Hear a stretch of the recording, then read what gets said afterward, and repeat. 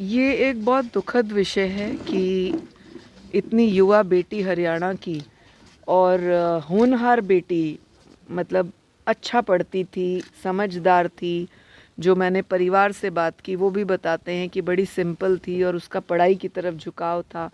उसका एक एम था कि वो कुछ बन के परिवार का सपोर्ट करेगी। अगर ऐसी लड़की आज सुसाइड को मजबूर है तो ये एक सोचने का विषय है।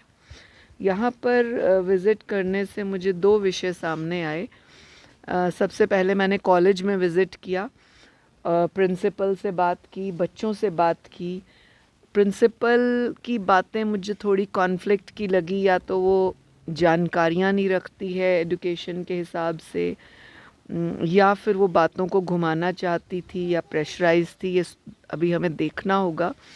बिकॉज़ प्रिंसिपल ने बताया कि फ़ीस माफ़ थी और उसने सारे एग्ज़ाम्स दिए हैं।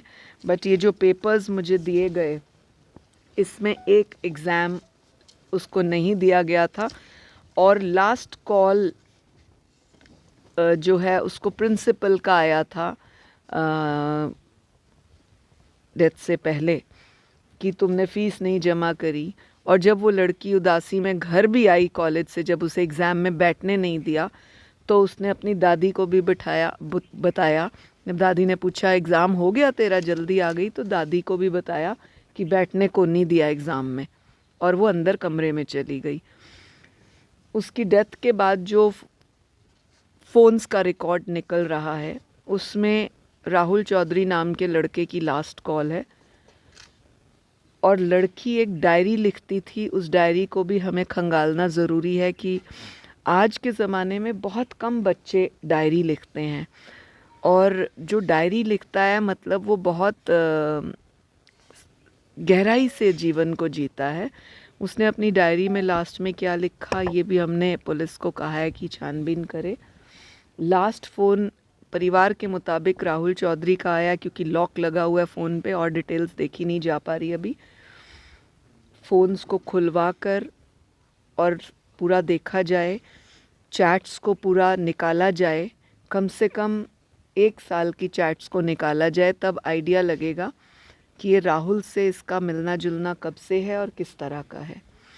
दूसरा, जो प्रिंसिपल का फ़ोन फादर को आया 1 महीना पहले कि फ़ीस भरो नहीं तो बेटी को एग्ज़ाम में नहीं बैठने देंगे, वो भी फादर ने बयान हमें दिया। दूसरी ओर ये स्कूल राजबीर एमएलए का है और उन्होंने मुझसे बातचीत की, उसमें वो एक्सेप्ट नहीं कर रहे।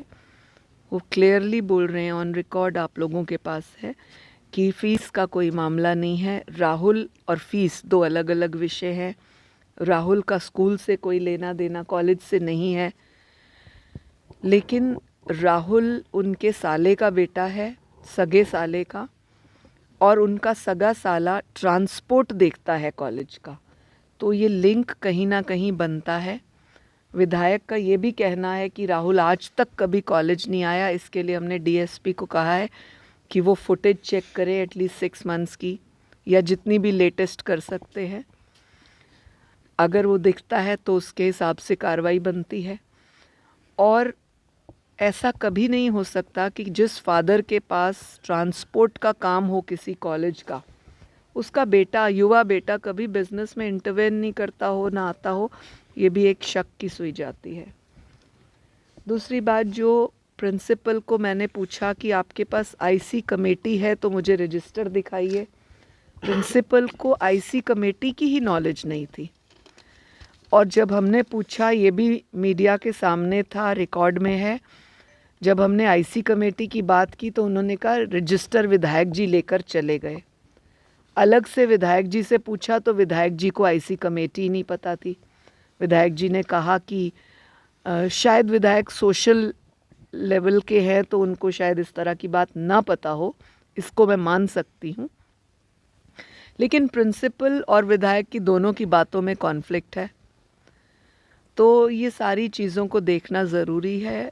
ये एजुकेशन नॉर्म्स के अंडर भी आता है कि आईसी कमेटी नहीं है, गठित नहीं हुई, और उसको घुमाने का प्रयास किया।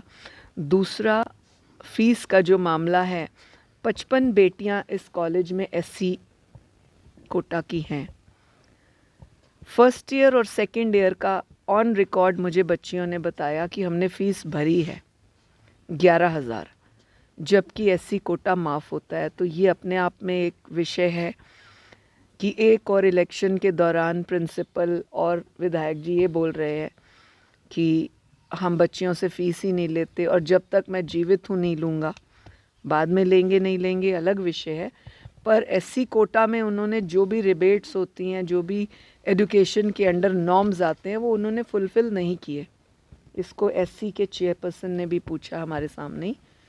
तो इसकी पूरी जान पे तहकीकात होनी चाहिए, खंगाला जाना चाहिए, क्योंकि अगर वो अब फ़ीस माफ़ करने की बात करते हैं तो उसको पॉलिटिकल लिया जा सकता है कि इलेक्शन के दौरान उन्होंने ये बयान दिया। तो मैम इतनी खामियां मिले तो क्या लगता है कि कॉलेज की मान्यता रद्द होनी चाहिए?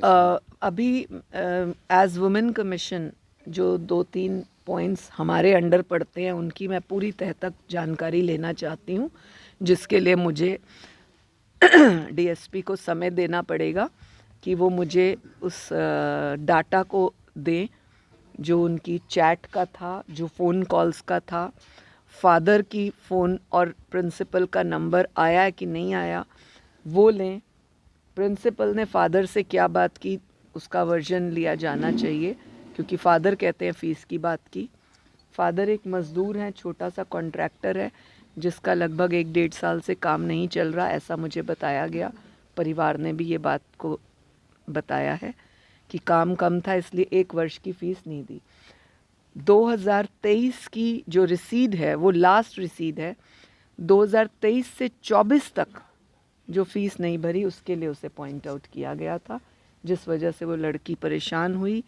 और फादर प्रिंसिपल एमएलए ने बताया कि वो लाइव चैट भी कर रही थी, बात भी कर रही थी अपनी फ्रेंड से फांसी देते समय।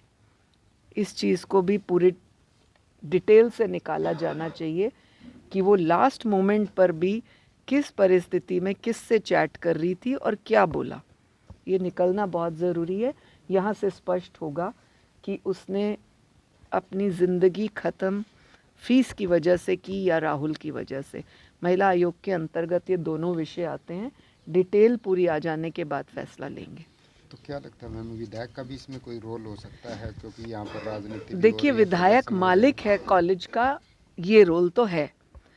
बच्ची ने विधायक को फ़ोन किया कि मैं फ़लाँ की पोती बोल रही हूँ, मेरी फ़ीस की वजह से मुझे एग्ज़ाम नहीं देने दिया, ये परिवार ने बताया है, उनकी दादी ने बताया है। इन चीज़ों को पूरा गहराई से लिया जाना चाहिए। फ़ोन बच्ची के फ़ोन से विधायक के फ़ोन पे गया है कि नहीं गया, ये सारा निकाला जाना चाहिए। और जिस तरह से बच्ची की मदर ने और दादी ने मुझे बताया और मासी ने कि किसी ने थाने में जाकर ये कहा कि इस केस को दबा दो, इसीलिए ये ज़्यादा परेशान है, तो मैं आपको आश्वासन देना चाहती हूँ इस केस को दबाया नहीं जाएगा। एक बच्ची की जान गई है। जो भी फैक्ट्स एंड फैक्चुअल्स दोनों पहलुओं के, फ़ीस के और राहुल के सामने आएंगे, उसके अनुसार बच्चे के परिवार को न्याय दिया जाएगा। किसी को तलब किया गया आयोग में आगे पूछताछ के लिए? हम करेंगे। आज मैंने सारी जानकारी ली है, मैं इस विषय पर डिटेल में रिपोर्ट्स मांगने के बाद तलब करेंगे, जिसको भी करना ज़रूरी होगा। धन्यवाद। सबसे पहले तो वही बड़े दुख की बात है, ये जो परिवार था ये मेरा बहुत क्लोज था, और जो बेटी हमारे बीच से चली गई दीक्षा, उसका बहुत मेरे को अनद दिल पर गहरी चोट लगी। तो पहले तो मैं परमपिता परमात्मा से दुआ करता हूँ कि परमात्मा उसकी आत्मा को शांति दे। दूसरा, मैं एक ही बात कहना चाहता हूँ कि मैंने पूरे दिल से जो काम किया, चाहे वो एजुकेशन पे किया, चाहे लड़कियों के लिए बसों का किया, चाहे कोई दूसरे काम किए, आज जिस तरह से मेरे ऊपर जो कीचड़ उछाला जा रहा है, जिस कॉलेज ने इस हरियाणा प्रदेश में ही नहीं पूरे देश में जहाँ इस कॉलेज का नाम होना चाहिए था, आज इस कॉलेज के ऊपर कीचड़ उछाला जा रहा है, तो ये मेरे लिए बड़ी मन में बड़ा आघात लगा है और बड़ी ठेस मेरे दिल को पहुंची है। तो मैं तो एक ही बात कहना चाहता हूं, जब इतनी बातें होगी तो इसकी सीबीआई इंक्वायरी होनी चाहिए या सिटिंग जज से इसकी इंक्वायरी होनी चाहिए। बस मैं यही शब्द कहना चाहता हूं आदरणीय मुख्यमंत्री जी से भी और हमारे जो महिला की जो अभी चेयरमैन आई थी, मैंने सभी को एक ही बात बोली है कि इसकी निष्पक्ष जांच होनी चाहिए और इस पर कोई राजनीति नहीं होनी चाहिए। वो मैं पार्टी की बात नहीं करूँगा, ना कांग्रेस को इस पर राजनीति करनी चाहिए और ना ही बीजेपी को इस पर राजनीति करनी चाहिए। इस बेटी को न्याय मिलना चाहिए, इस बेटी की जांच सीबीआई या सिटिंग जज से होनी चाहिए। लेकिन आपके पार्टी के खुद नेता रणदीप सुरजेवाला हैं, शैलजा, वो कह रहे हैं कि जो जिस सरकार में आप जो है दलित छात्रा को जो है आत्महत्या के लिए मजबूर किया गया सिर्फ फीस की वजह से, खुद आपकी पार्टी के नेताओं ने ये सवाल उठाए। आदरणीय शैलजा जी और सुरजेवाला जी कांग्रेस पार्टी के बहुत ही वरिष्ठ नेता हैं और कई बार होता है आदमी बगैर इन्वेस्टिगेशन के कोई बात बोल देता है, लेकिन मेरी तो सबसे एक ही है कि भी जब आदमी बोले तो उसको तथ्यों को ध्यान में रखते हुए उसकी पूरी जानकारी उसको हो तो आगे उसमें बोलना चाहिए। ऐसे बोलने से, और वो कोई छोटे नेता नहीं है, उनके बोलने का प्रभाव होता है। आज पूरा हरियाणा प्रदेश हिला हुआ है कि ये क्या हो रहा है।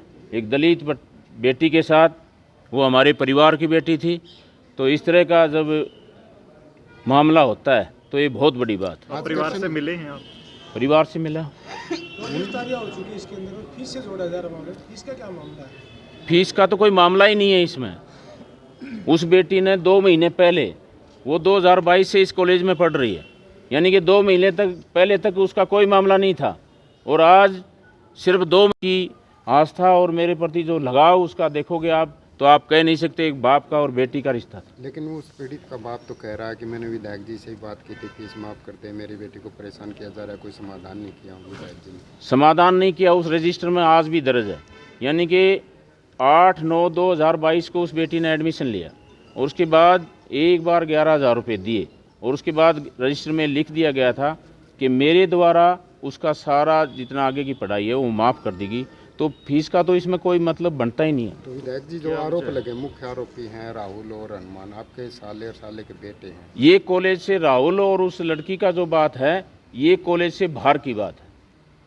ये सिर्फ 2, 2.5, 3 महीने के मेरे ख्याल दौरान ये जो मोबाइल है, मैं तो ये कहता हूँ कि उनके दोनों के जो मोबाइल है, राहुल का भी और उस बेटी का भी, वो सारी जांच के में सहयोग अगर कोई कर सकते हैं तो वो मोबाइल करेंगे। उनका पता लगेगा कि वो कितने टाइम से उनकी बातें होती थी, क्या बातें होती थी। आजकल मोबाइल में सारा डाटा होता है, फ़ोटोआँ भी होती हैं, आपस में उनका आदान प्रदान लिखने का भी होता है, तो सारी बातें उसमें आती हैं। तो आज मंत्री भी आए थे कृष्ण बेदी, उन्होंने कहा कि मैनेजमेंट है, स्कूल कॉलेज को जो चलाते वो कोई भी हो, छोटा बड़ा हो, कितना पावरफुल हो, किसी को बख्शा नहीं जाएगा। बिल्कुल नहीं सारा बख्शना आपकी तरफ चाहिए, था वो। बिल्कुल भी नहीं बख्शना चाहिए।